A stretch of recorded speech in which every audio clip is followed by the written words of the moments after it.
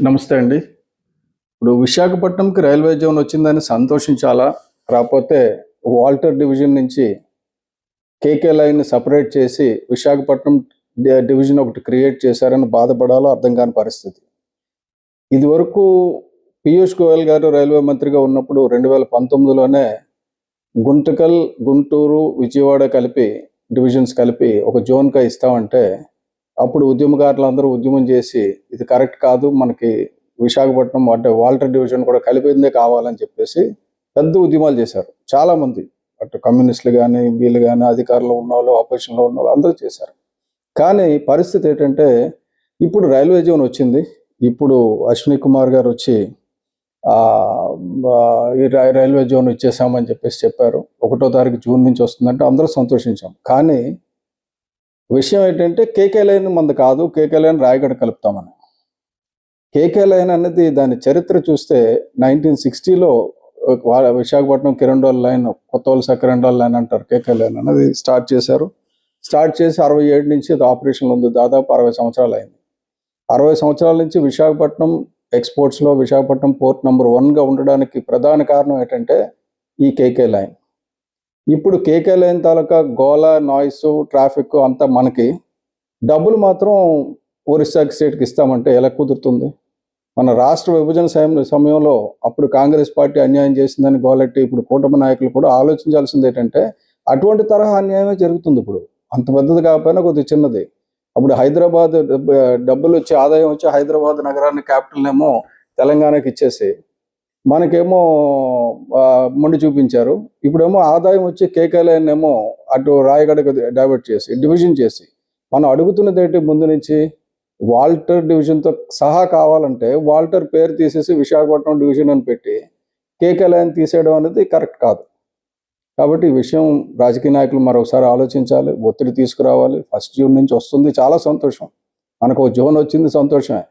కానీ అందులో 7,000 కోట్ల రూపాయలు దాదాపు వార్షిక ఆదాయం ఉన్న ఆ కేకే లైన్ని సపరేట్ చేయడం అనేది కరెక్ట్ కాదు.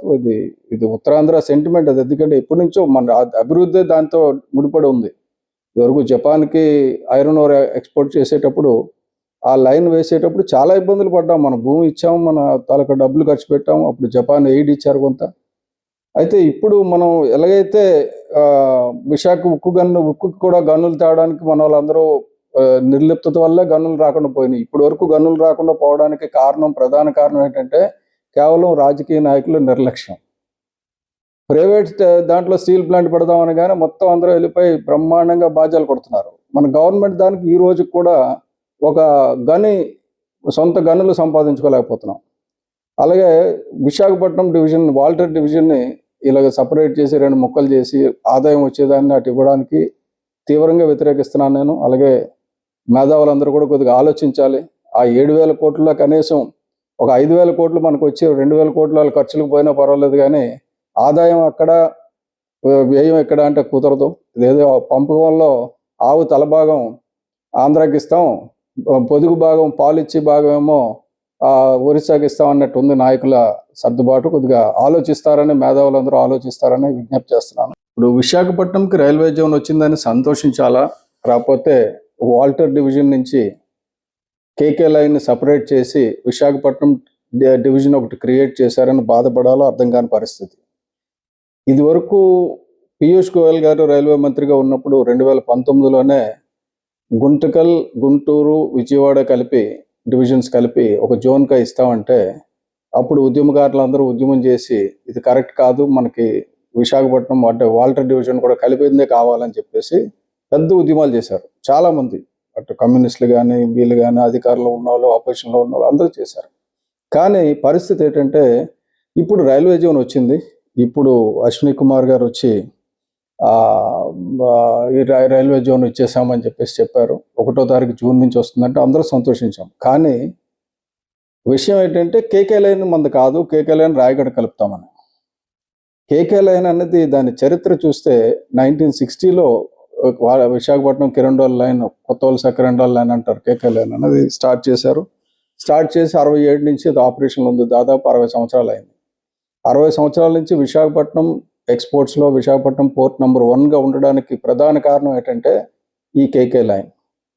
ఇప్పుడు కేకే లైన్ తాలూకా గోల, నాయిస్, ట్రాఫిక్ అంతా మనకి, డబ్బులు మాత్రం ఒరిస్సాకి స్టేట్కి ఇస్తామంటే ఎలా కుదురుతుంది? మన రాష్ట్ర విభజన సమయంలో అప్పుడు కాంగ్రెస్ పార్టీ అన్యాయం చేసిందని గోలెట్టి ఇప్పుడు కూటమి నాయకులు కూడా ఆలోచించాల్సింది ఏంటంటే అటువంటి తరహా అన్యాయమే జరుగుతుంది. ఇప్పుడు అంత పెద్దది కాకపోయినా కొద్దిగా చిన్నది. అప్పుడు హైదరాబాద్ డబ్బులు వచ్చి ఆదాయం వచ్చి హైదరాబాద్ నగరాన్ని క్యాపిటల్ ఏమో తెలంగాణకి ఇచ్చేసి మనకేమో మొండి చూపించారు. ఇప్పుడేమో ఆదాయం వచ్చి కేకే లైన్ ఏమో అటు రాయగడకు డైవర్ట్ చేసి డివిజన్ చేసి మనం అడుగుతున్నది ఏంటి? ముందు నుంచి వాల్టర్ డివిజన్తో సహా కావాలంటే వాల్టర్ పేరు తీసేసి విశాఖపట్నం డివిజన్ అని పెట్టి కేకే లైన్ తీసేయడం అనేది కరెక్ట్ కాదు. కాబట్టి ఈ విషయం రాజకీయ నాయకులు మరొకసారి ఆలోచించాలి, ఒత్తిడి తీసుకురావాలి. 1 జూన్ నుంచి వస్తుంది, చాలా సంతోషం. మనకు జోన్ వచ్చింది, సంతోషమే. కానీ అందులో 7,000 కోట్ల రూపాయలు దాదాపు వార్షిక ఆదాయం ఉన్న ఆ కేకే లైన్ని సపరేట్ చేయడం అనేది కరెక్ట్ కాదు. ఇది ఉత్తరాంధ్ర సెంటిమెంట్ అది. ఎందుకంటే ఎప్పటి నుంచో మన అభివృద్ధి దాంతో ముడిపడి ఉంది. ఇదివరకు జపాన్కి ఐరన్ ఓర్ ఎక్స్పోర్ట్ చేసేటప్పుడు ఆ లైన్ వేసేటప్పుడు చాలా ఇబ్బందులు పడ్డాం. మన భూమి ఇచ్చాము, మన తాలూకా డబ్బులు ఖర్చు పెట్టాము. అప్పుడు జపాన్ ఎయిడ్ ఇచ్చారు కొంత. అయితే ఇప్పుడు మనం ఎలాగైతే విశాఖ ఉక్కు కూడా గన్నులు తేవడానికి మన వాళ్ళందరూ నిర్లిప్తత వల్ల గన్నులు రాకుండా పోయినాయి. ఇప్పటి వరకు గన్నులు రాకుండా పోవడానికి ప్రధాన కారణం ఏంటంటే కేవలం రాజకీయ నాయకుల నిర్లక్ష్యం. ప్రైవేట్ దాంట్లో స్టీల్ ప్లాంట్ పెడదామని కానీ మొత్తం అందరూ వెళ్ళిపోయి బ్రహ్మాండంగా బాధ్యాలు కొడుతున్నారు. మన గవర్నమెంట్ దానికి ఈ రోజు కూడా ఒక సొంత గనులు సంపాదించుకోలేకపోతున్నాం. అలాగే విశాఖపట్నం డివిజన్, వాల్టర్ డివిజన్ని ఇలాగ సపరేట్ చేసి 2 ముక్కలు చేసి ఆదాయం వచ్చేదాన్ని అటు ఇవ్వడానికి తీవ్రంగా వ్యతిరేకిస్తున్నాను నేను. అలాగే మేధావులందరూ కూడా కొద్దిగా ఆలోచించాలి. ఆ 7,000 కోట్లలో కనీసం ఒక 5,000 కోట్లు మనకు వచ్చి 2,000 కోట్ల ఖర్చులకు పోయినా పర్వాలేదు, కానీ ఆదాయం అక్కడ వ్యయం ఎక్కడ అంటే కుదరదు. ఇదేదో పంపకంలో ఆవు తలభాగం ఆంధ్రాకి ఇస్తాం, పొదుగు భాగం పాలిచ్చి భాగం ఏమో ఒరిస్సాకి ఇస్తాం అన్నట్టు ఉంది నాయకుల సర్దుబాటు. కొద్దిగా ఆలోచిస్తారని, మేధావులందరూ ఆలోచిస్తారని విజ్ఞప్తి చేస్తున్నాను. నమస్కారం.